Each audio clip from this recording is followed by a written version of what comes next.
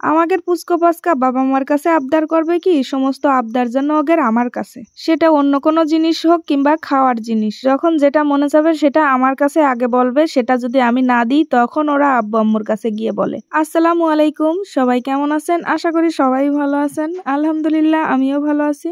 কখন যে কোন জিনিস খাইতে ইচ্ছা হয় সেটা ওরাই জানে। হুট করে আজকে ওনার মনে চাইলো উনি নাকি গরুর মাংস দিয়ে বিরিয়ানি খাবে, তাই এবার আমি যখন কলার মোচা কাটার জন্য কাশি বাঁধছি, ও দৌড়াই গিয়ে ফ্রিজ থেকে মাংস বের করে আনছে। সেই জন্যই বলছি ওদের সমস্ত বায়না সব মনে হয় আমার কাছে। ওর এখনই রান্না করে দেওয়া লাগবে, ওর নাকি অনেক বেশি খিদে লেগেছে।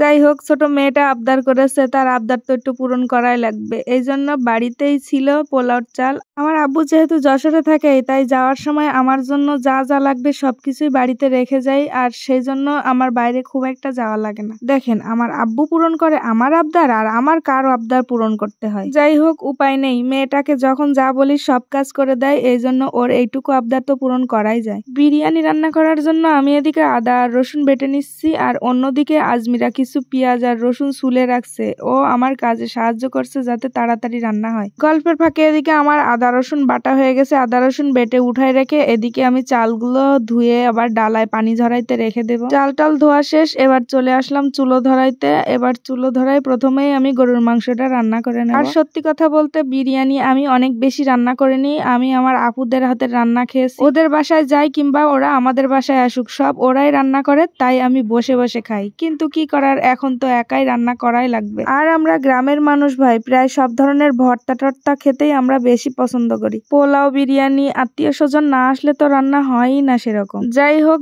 যা পারি আপনাদের সাথে তাই শেয়ার করছি।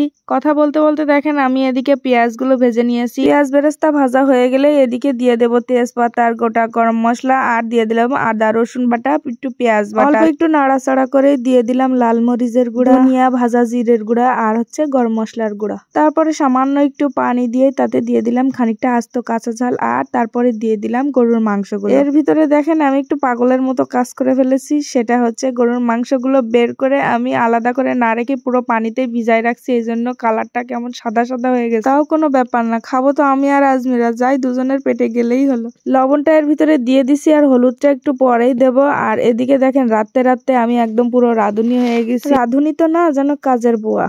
অবশ্য এসব কাজ করতে আমার কষ্ট হয় না, বাড়ির সমস্ত কাজ করা, আম্মুর কাজে সাহায্য করা, এগুলো আমার ভালোই লাগে। গল্প করতে করতে এদিকে দেখেন মাংসে হলুদ আর টক দই দিয়ে দিছি, তারপরে দিয়ে দিলাম খানিকটা পেঁয়াজ বেরেস্তা। একটা সত্যি কথা বলি, এই পেঁয়াজ ভেজে রাখলে সেটাকে যে বেরেস্তা বলে সেটা আমি আগে জানতাম না। বিরিয়ানি প্রথম যেদিন রান্না করবো সেই সময় আমি জানি বেরেস্তাও কিনে নিয়ে আসতে হয়, সেটা কি জিনিস। পরে আস্তে আস্তে জানতে পারলাম পেঁয়াজ ভেজে রাখলে সেটাকেই বলে বেরেস্তা। আপনারা কি খেয়াল করেছেন এর ভিতরে কিন্তু একটা জিনিস স্কিপ হয়ে গেছে, সেটা হচ্ছে বিরিয়ানি মশলা দেওয়া ভিডিও ক্লিপটা কোথায় যেন হারাই গেছে। যাই হোক, আমরা বুঝলেই হলো। মাংস রান্না করা হয়ে গেলে নামাই রেখে এবার দিয়ে দিলাম একটা হাঁড়ি, তাতে খানিকটা তলায় কাদা মাখাই দিছি যাতে কালি না পড়ে। তারপরে অল্প পরিমাণে সব মশলা দিয়ে চালটা ভেজে নিয়েই গরম পানি দিয়ে দিলাম ভাতটা রান্না করার জন্য। ভাতটা যখন অল্প খানিকটা রান্না হইতে বাকি থাকবে তখনই মাংসটা দিয়ে দেবো। আমি আগে যে কয়বার রান্না করেছি এই পোলাওর চালটা অল্প খানিকক্ষণ সিদ্ধ করে নিয়ে তারপরে সে পানি ফেলাই দিয়ে ওর উপরে মাংস দিয়ে দিয়ে লেয়ার করে রান্না করেছি। এটা পুরো খিচুড়ির মতো পাকায় দিচ্ছি।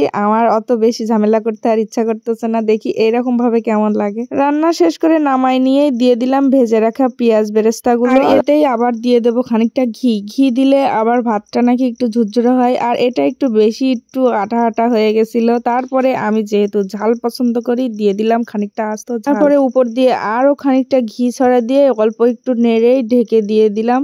তারপরে সব কাজ শেষ করে গোসল করে হাঁস মুরগিদের খাওয়া দাওয়া দিয়ে তারপরে এবার আমি চলে আসলাম এই হাঁড়ির ঢাকনা খুলতে। কি গন্ধ! এটা খিচুড়ি বলবো না বিরিয়ানি বলবো বুঝতে পারতেছি না। যাই হোক, খেয়ে দেখলেই বোঝা যাবে এটা কি জিনিস হয়েছে। আর ওদিকে আজমিরাও সবকিছু রেডি করে নিয়ে এসে বসে আছে ও খাবে বলে, তাই ওকেই প্রথম প্লেট সাজাই দেওয়ার জন্য প্লেটে উঠাই নিলাম। আর আমি ওখান থেকে অল্প একটু খেয়ে দেখলাম যে কেমন হয়েছে। আমি খুব লাজুক তো, নিজের প্রশংসা নিজে করতে পারবো না, তাও বলছি আমার না খেতে একটু ভালোই লাগছে, মানে বেশ ভালোই লাগছে। নিজেরটা তো নিজে বেশি বললে আবার সবাই বলবে গাল করে বলছি। লজ্জাতে প্লেটটা ধরেই আজমিরার হাতে দিয়ে দিলাম, নে মা খেয়ে তুই আমার একটু প্রশংসা কর। বলার সাথে সাথে কোনো দেরি নেই, ওর মতো খাওয়া শুরু করে দিয়েছে। প্রশংসা তো দূরের কথা, ও খেয়েই যাচ্ছে। টাকার প্রশংসা করার দরকার নেই। যাই হোক, আজকের মতো ভিডিওটা এই পর্যন্ত। যদি ভিডিওটা ভালো লাগে অবশ্যই লাইক কমেন্ট শেয়ার করে দিবেন। সবাই পেজটা ফলো দিয়ে আমার পাশে থাকবেন। আল্লাহ হাফেজ।